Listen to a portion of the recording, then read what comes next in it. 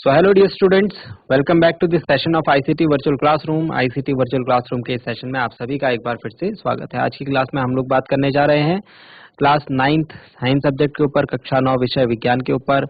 और previous classes में हमने जो भी बातें इसमें करी हैं उनको ही हम करेंगे कंटिन्यू। सो आप लोग अपना ध्यान जो है सामने स्क्रीन पर बना कर रखिएगा। मैं उम्मीद करता हूँ आप सबके सब फिट फाइन हेल्दी होंगे, बिल्कुल रेडी होंगे क्लास के लिए, और इधर उधर नहीं देखेंगे। जो चीज़ें यहाँ से बताई जाती हैं उनको नोट डाउन करेंगे। यदि आपको कुछ समझ में नहीं आता है तो आप पूछ सकते हैं, और घर से एक बार इन चीज़ों को रिवाइज जरूर करें। चलिए चलते हैं, आज की क्लास स्टार्ट करते हैं और चलते हैं स्मार्ट बोर्ड की स्क्रीन पर। तो चलिए डियर स्टूडेंट्स, आज हम कुछ क्वेश्चंस करेंगे अपनी बुक के। क्वेश्चन नोट डाउन कीजिए। क्वेश्चन है, एक वस्तु को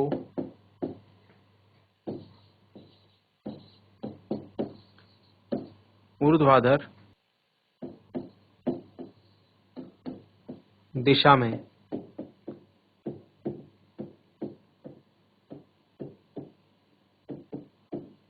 ऊपर की ओर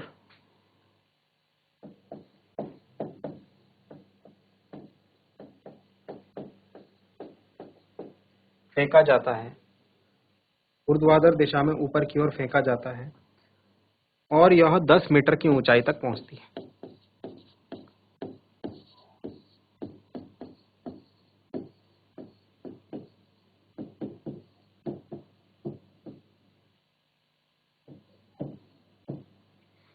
दस मीटर की ऊंचाई तक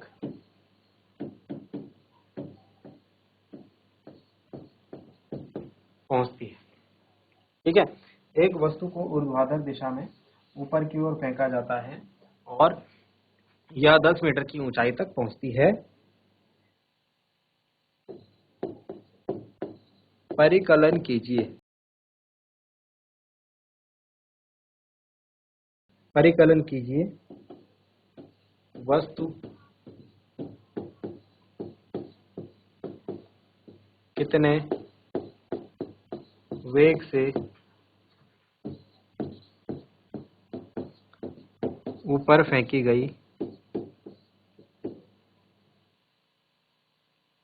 तथा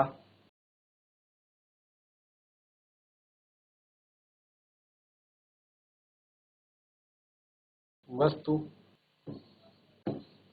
द्वारा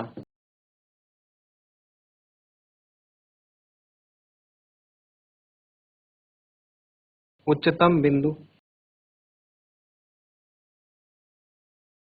तक पहुंचने में लिया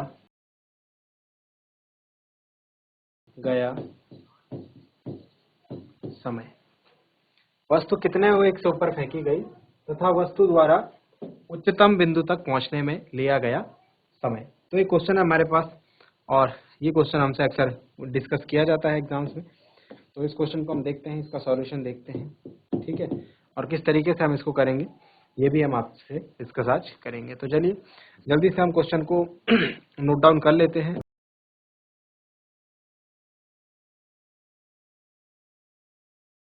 तो ये हमारे पास क्वेश्चन है। सॉल्यूशन देखिए अगर इसका, तो हमसे पूछा गया है एक वस्तु है और उसको हमने, सपोज ये हमारे पास ऑब्जेक्ट है और इसको हमने 10 मीटर की ऊंचाई तक फेंका। कितनी? 10 मीटर की ऊंचाई तक फेंका है, ऊपर की दिशा में ऊर्ध्वाधर, मतलब सीधे बिल्कुल ऊपर की तरफ हमने इसको फेंका है। हमको ये बताना है कि ये वस्तु का वेग क्या था जिससे इसको ऊपर फेंका गया, और जो उच्चतम बिंदु होगा मतलब 10 मीटर पर तक पहुंचने में इसको कितना टाइम लगेगा। तो हमको क्या क्या फाइंड आउट करना है उसको लिख देते हैं यहाँ पे। पहले हमको यह लिखना होता है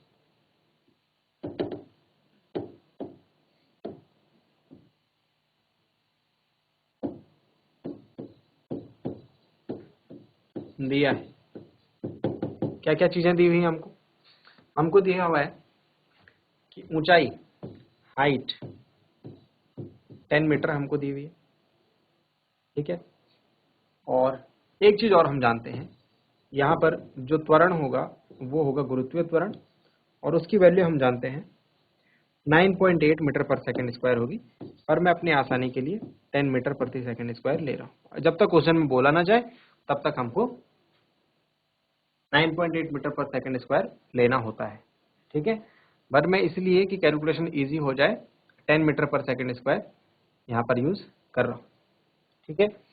तो ये जो चीजें हमको क्वेश्चन में पढ़ते हुए समझ में आ रही है कि हमें प्रोवाइडेड है, और इसके बाद हमें क्या फाइंड आउट करना है, क्या ज्ञात करना है। उसमें दो चीजें हमसे पूछी गई है मेनली।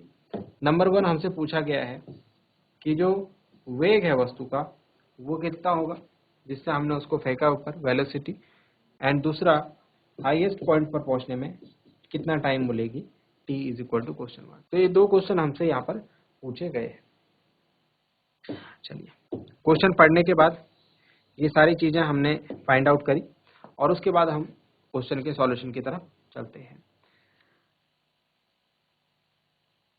अगर मैं बात करूं इनिशियल वेलोसिटी, वस्तु का प्रारंभिक वेग तो कुछ रहा होगा, लेकिन जब कोई वस्तु को हम ऊपर की तरफ फेंकते हैं तो धीरे धीरे धीरे धीरे धीरे धीरे इसकी स्पीड जो है कम होने लग जाती है, वस्तु का वेग जो है वो कम होने लग जाता है, और एक पॉइंट ऐसा आता है जहां पर जाकर के ये बॉल जो है कुछ समय के लिए रुक जाएगी, मतलब यहां पर इसका जो वेग होगा 0 हो जाएगा।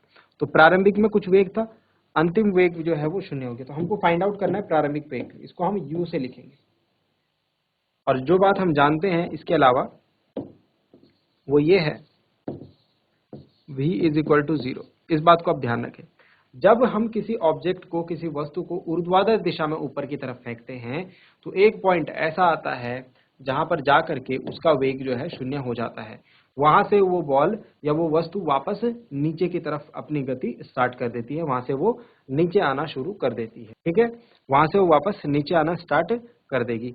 तो मैक्सिमम हाइट 10 मीटर तक ये वस्तु पहुंचेगी, और 10 मीटर पर पहुंचते साथ ही कुछ बहुत कम समय के लिए रुकेगी वहां पर, और वहां से फिर नीचे। तो जहां पर ये रुकी वहां पर जो इसका अंतिम वेग होगा वो क्या हो जाएगा, 0 हो जाएगा, यानी v की वैल्यू 0 होगी। ये बात आपको समझनी है, ठीक है। और इसके अलावा हमारे पास जो वैल्यू है वो है, हाइट हमको पता है, ठीक है। अब g पता है, v पता है, तो बताइए ऐसी कौन सी समीकरण है। हमने 3 समीकरण यहाँ पर गति की पढ़ी है, हमने गति की 3 समीकरणों को पढ़ा है, और गति की 3 समीकरणें हमें बताती है कि गति की पहली समीकरण होती है, अगर मैं यहाँ पर जो अपोजिट मोशन है अर्थ के और अर्थ के अपोजिट, यानी कि अगर जब हम a की जगह g की वैल्यू रखते हैं, त्वरण की जगह हम गुरुत्वीय त्वरण रखते हैं, और ये ऊर्ध्वाधर दिशा में हो रहा है, तो खैर ऊर्ध्वाधर दिशा छोड़ देते हैं, हम सिर्फ गति की समीकरण लिखते हैं। जब a की जगह g हम रखेंगे तो पहली समीकरण होती है v is equal to u plus a t, a की जगह आ जाएगा g, h is equal to u t plus half g t square, a की जगह आ जाएगा g, और v square is equal to u square plus 2gs, ठीक है। जब गति ऊपर की ओर होगी, जब गति ऊपर की ओर होगी तो g की जगह माइनस जी रख देना है, और जब गति नीचे की ओर होगी तो g की जगह प्लस जी रख देना है। बस इतना सा काम करना है, g की जगह g ही रहने देना है, ठीक है। जब गति ऊपर की ओर होगी तो g की जगह माइनस जी रख देंगे, जब गति नीचे की ओर होगी तो g की जगह प्लस जी रख देंगे, ठीक। तो कौन सी समीकरण लगती हुई दिख रही है भाई। अगर हम ये समीकरण लगाते हैं तो इसके लिए हमको v u g t में से कोई 3 पता होने चाहिए। तो u हमें पता नहीं है ना, और t हमें पता नहीं है, तो पहली वाली समीकरण नहीं लगा सकते। ऐसे ही दूसरी भी नहीं लगा सकते क्योंकि यहाँ भी ut है। थर्ड वाली इक्वेशन में देखो t नहीं है, सिर्फ अकेला u है, u हमें नहीं पता, g पता, s पता, v पता, तो हम थर्ड इक्वेशन को यहाँ पर लगाएंगे। समझ में आया, इस तरीके से हम लगाते हैं इक्वेशन को। अतः v square is equal to u square और माइनस 2gh से, माइनस 2gh कर लेते हैं इसको, h से माइनस 2gh से। माइनस क्यों लगाया भाई, ऊपर की तरफ मोशन हो रहा है, ध्यान दो, अगर ऊपर की तरफ गति होगी तो g की जगह माइनस जी आएगा, ठीक है। चलिए वैल्यू पुटअप करते हैं, v की वैल्यू 0 हो गई, 0 का स्क्वायर, u की वैल्यू हम जानते नहीं तो u स्क्वायर, 2 g की वैल्यू मैंने 10 ले रखी है, ठीक है, और h की वैल्यू 10 है। देखो जब तक आपसे बोला ना जाए तब तक आप g की वैल्यू को 9.8 लेंगे। फिर से ये बात बता रहा हूँ, कैलकुलेशन इजी करने के लिए मैंने यहाँ पर 10 रखा है। तो 0 आ जाएगा इधर, यू स्क्वायर माइनस 200 हो जाएगा, you square is equal two plus का 200 हो जाएगा, यू बराबर अंडर रूट 200 हो जाएगा, ठीक है। और इसे जब हम कैलकुलेट करेंगे तो हमारे पास जो वैल्यू आएगी वो आएगी u बराबर 200 का अंडर रूट होता है 10 अंडर रूट 2 मतलब 10 अंडर रूट 2 मीटर प्रति सेकंड, ये आएगा मान। अगर मैं इसको रफ वैल्यूज में लिखूं तो ये 14 मीटर प्रति सेकंड के आसपास आएगा, क्योंकि अंडर रूट 2 का मान होता है 1.43, ठीक है। तो आपको ये वैल्यू 14 के आसपास मिलती हुई दिखेगी 14 मीटर पर सेकेंड।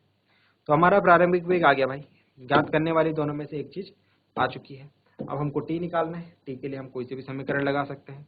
समीकरण हम पहले वाले ले रहे हैं, v बराबर यू माइनस जी टी से, v बराबर यू माइनस जी टी से। v तो 0 है, u कितना आया हमारा 14 आया, g कितना ले रखा हमने 10 और t कितना ले रखा है नहीं पता। तो 10t बराबर 114, t बराबर 14/10 और यहाँ से आ जाएगा t बराबर 1.4 सेकेंड। तो ये क्वेश्चन को करने का तरीका है। नोट एक बात पे रखेंगे, g का मैंने जो यहाँ पर मान लिया है वो मैंने 10 मीटर प्रति सेकंड स्क्वायर लिया है। जब तक आपसे बोला ना जाए आप g की वैल्यू 9.8 मीटर पर सेकंड स्क्वायर ही लेंगे, उसको चेंज आप नहीं करेंगे।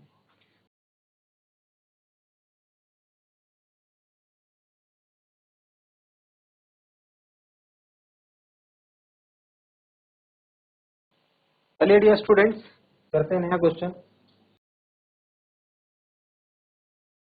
क्वेश्चन है पृथ्वी तथा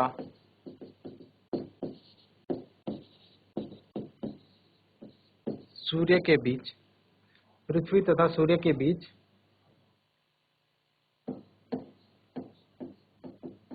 गुरुत्वाकर्षण बल का परिकलन कीजिए। गुरुत्वाकर्षण बल का परिकलन कीजिए। दिया है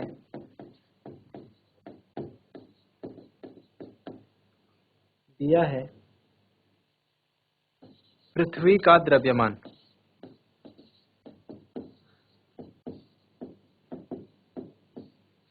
द्रव्यमान बराबर 6 गुणा 10 की घात 24 kg तथा सूर्य का द्रव्यमान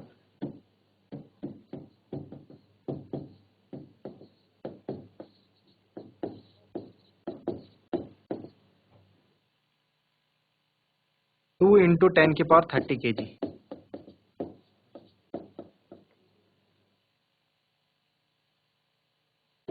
दोनों के बीच की औसत दूरी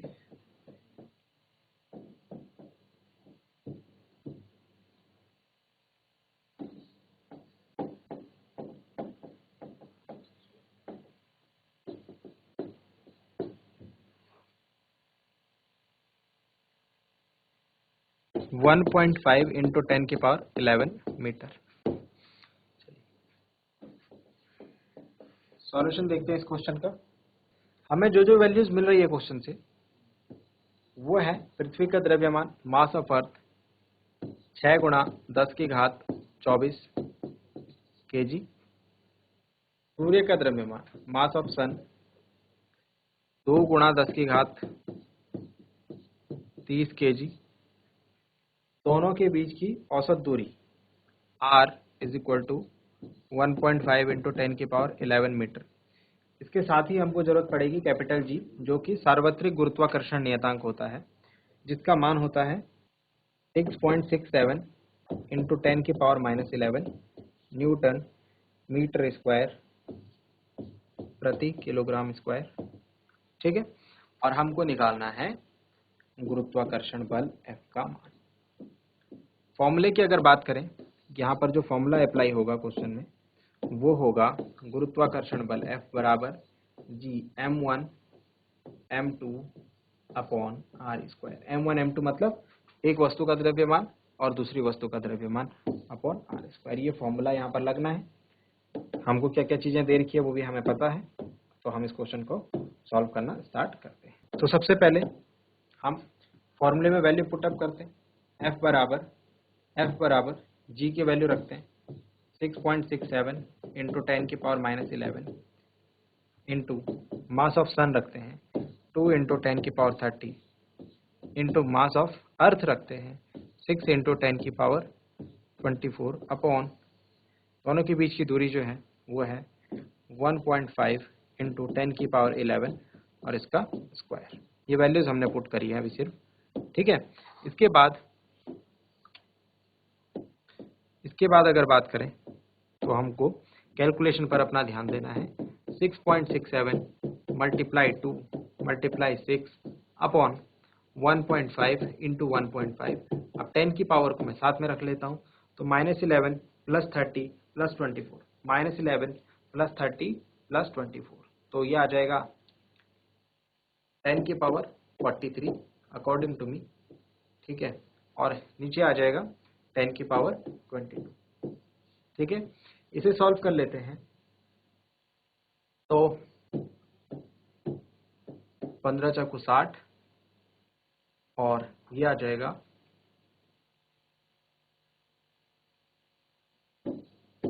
F is equal to 6.67 into 2 into 4 upon 1.5 into 10 की पावर हो जाएगा 43 अपॉन 10 की पावर 22। अब देखो पॉइंट्स हम हटाएंगे, यहाँ पॉइंट हटाएंगे तो ऊपर पावर हो जाएगा 10 की पावर 44, ठीक है। और यहाँ पॉइंट हटाएंगे तो नीचे पावर हो जाएगा 24, क्योंकि पॉइंट के बाद ऊपर 2 डिजिट्स हैं तो नीचे 2 संख्या बढ़ जाएंगी, ठीक है। अब इसको फाइनल कैलकुलेट अगर मैं करूँ आपके सामने तो ये आएगा 667 इंटू 2 इंटू 4, तो F बराबर ऊपर वाली संख्याओं को गुणा करने पर आएगा 5336 अपॉन 15 इंटू 10 की पावर, ये 44 में से 24 माइनस हो जाएंगे तो आ जाएगा 20, ठीक है। अब इसको जब मैं डिवाइड करूंगा तो ये आएगा 355.7 इंटू 10 की पावर 20, और इसे मैं लिख सकता हूँ 3.557 इंटू 10 की पावर 22 न्यूटन। पृथ्वी और चंद्रमा के बीच में इतना बल जो है हमको लगता हुआ दिखेगा, इतना गुरुत्वाकर्षण बल जो है उनके बीच में काम करता है। चलिए जल्दी से नोट डाउन कीजिए इसे।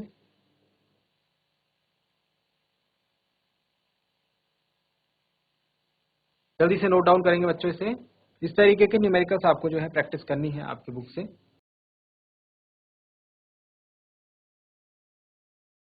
आई होप यहाँ तक आपने नोट डाउन कर लिया होगा। आज हमने 2 क्वेश्चंस करे।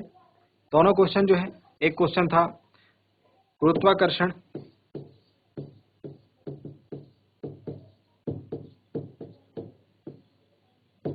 बल पर आधारित, और एक क्वेश्चन था हमारा गति के समीकरण पर आधारित। एक क्वेश्चन था हमारा गति के समीकरण, और गति के समीकरण भी कौन सी? गुरुत्व के अधीन, गुरुत्व के अधीन। तो इन पॉइंट्स को हमने आज डिस्कस करा। आई होप आपको ये समझ में आए होंगे, आपने कुछ नोट डाउन करा होगा, घर से आप इनको नोट डाउन करके लाएंगे। एक बार रिवाइज घर में इसको जरूर से करना है। सो आज के लिए इतना ही। उम्मीद करता हूँ आपको जो बातें बताई गई हैं वो आपकी समझ में आई होंगी, आपको इंटरेस्टिंग लगी होंगी, और साथ ही साथ आपने नोट डाउन भी किया होगा। और ये भी उम्मीद करता हूँ घर से आप इन चीज़ों को एक बार रिवाइज करके जरूर लाएंगे। मिलते हैं अगली क्लास में ऐसे ही किसी इंपॉर्टेंट और इंटरेस्टिंग टॉपिक के साथ। क्लास से जुड़ने के लिए आप सभी का बहुत बहुत धन्यवाद। Thank you very much and have a nice day.